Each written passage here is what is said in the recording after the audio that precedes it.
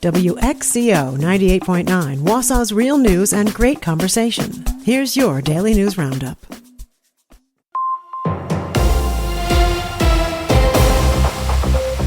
For WXCO News, I'm Isabella Nieto.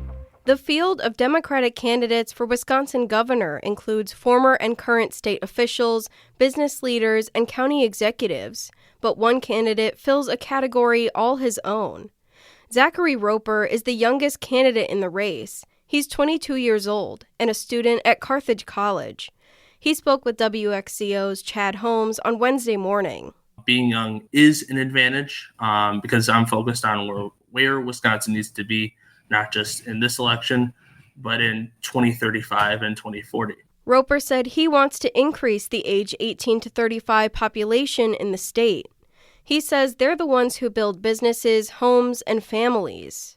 What I would do is bolster the education systems. We need better education systems. My mom's a teacher. She has been a teacher for 25 years, and she tells me the struggles of what goes on with the public education system and how we need more federal funding, not just from the federal government, but from the state. He also says he wants to attract more companies to set up shop in Wisconsin, hoping that will bring more jobs and more young families into the state.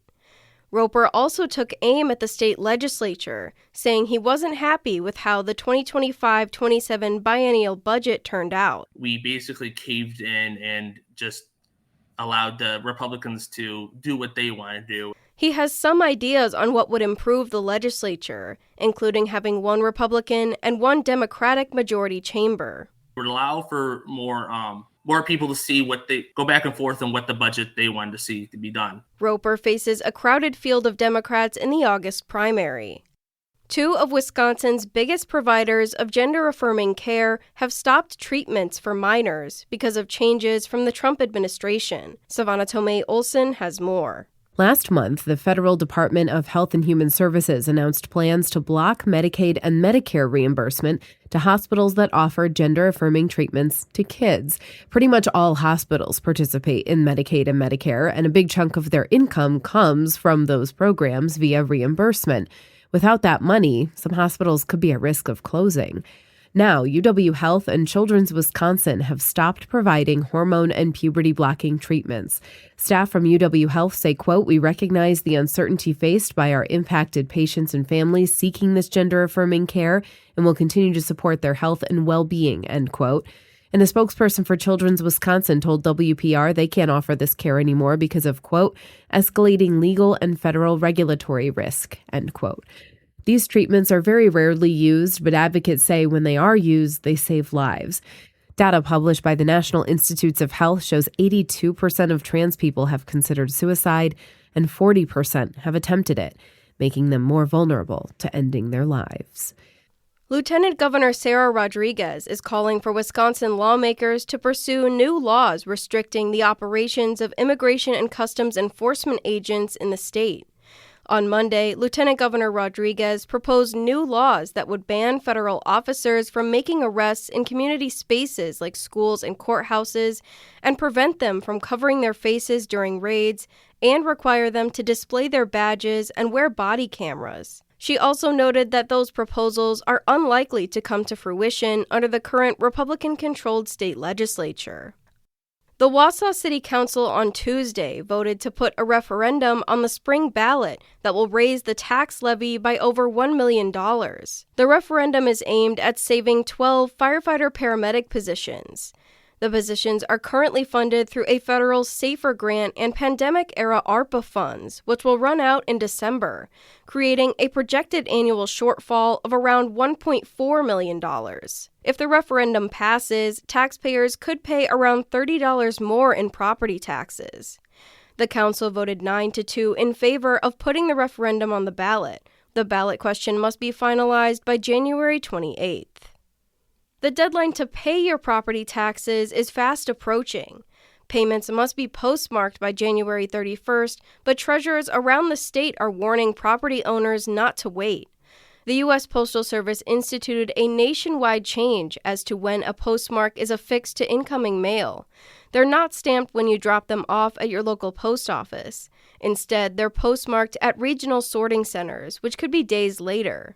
To avoid paying your property taxes late, treasurers encourage you to mail your payments early or use an e-check payment option online or over dedicated phone lines. You can also ask for a postmark to be affixed while you're at the post office window in person. The Wisconsin Department of Transportation has announced 2 new options for license plates. According to agency officials, the new blackout and butter yellow license plate designs are now available for purchase. Residents interested in buying the plates will need to pay a $15 fee up front and $25 annually. The fees for the plates will go to support the state's transportation fund, with officials expecting them to generate over $25 million over the next 3 years. I'm Isabella Nieto for WXCO News. A timeout for Wisconsin. Hi, I'm Mike Clemens with sports. Men's college basketball, an up-and-down start to the season. Wisconsin now on a roll. Wins over 3 Big Ten teams in a row. UCLA, Michigan, and Minnesota. Up next, they host Rutgers Saturday afternoon at 1. Greg Gard. We need a day off. We've had this has been a heck of a 3-game grind. So we'll get some rest tomorrow and then use the last 2 days of the week to prep for Saturday. NBA, the Bucks in San Antonio tonight to take on the Spurs. NFL, the Bears host the Rams Sunday night at 5:30 in the playoffs after beating the Packers last weekend in Chicago. Lucas Van Ness. Yeah, that hurts. I got to give credit to them. They found a way to finish in the fourth quarter the last 2 times we played them, and unfortunately that comes down to our finish, and we didn't do enough defensively to hold our lead, and that's going to sting for a while.